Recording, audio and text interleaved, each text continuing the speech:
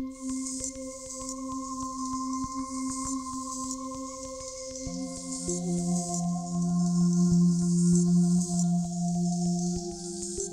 number one, I think if you look around the world, it's cities where the change has been affected. And the reason is that mayors get measured by the press. You can tell whether they did something or didn't. The crime is up, crime is down. The garbage gets picked up or it doesn't.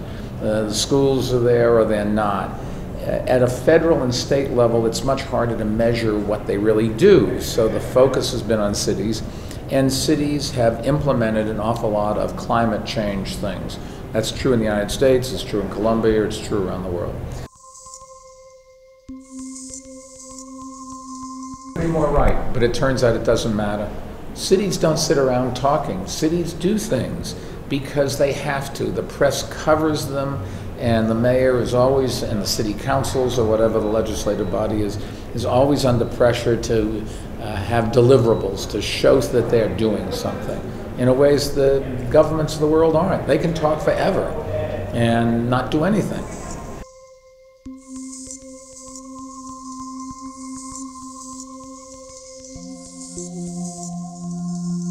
The private sector can fund demonstration projects. You can fund small specialty schools and show that they work.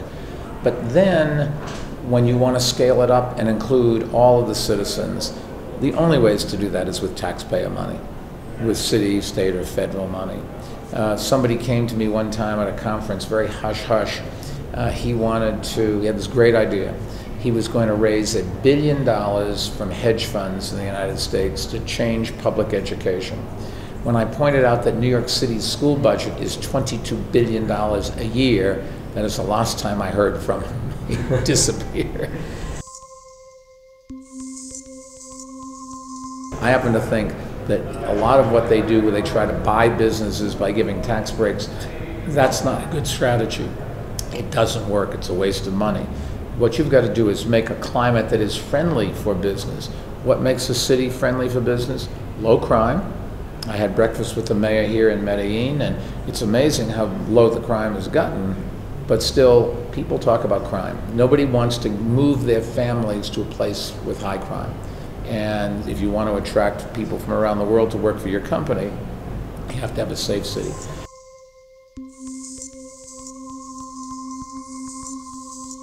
We had what former head of Federal Reserve Bank called irrational exuberance. Everybody thought that nothing was ever going to go down. People speculated too much. Companies speculated too much. Government speculated too much. And with all of these speculations, the markets work. When things get overpriced, all of a sudden they go down. And that's what you saw. I think there's no one group to blame. The banks should have paid more attention to the documentation of loans. They should have thought a little harder about what would happen if the real estate market went down quickly. Not going to happen. Number one, we have a two-party system. I am too conservative for one party, I'm too liberal for the other. Number two, if you think about it, mayors seldom, I think the best job in the world is being a mayor, particularly a mayor of a big city where it's a powerful position, where the mayor has a lot of power. But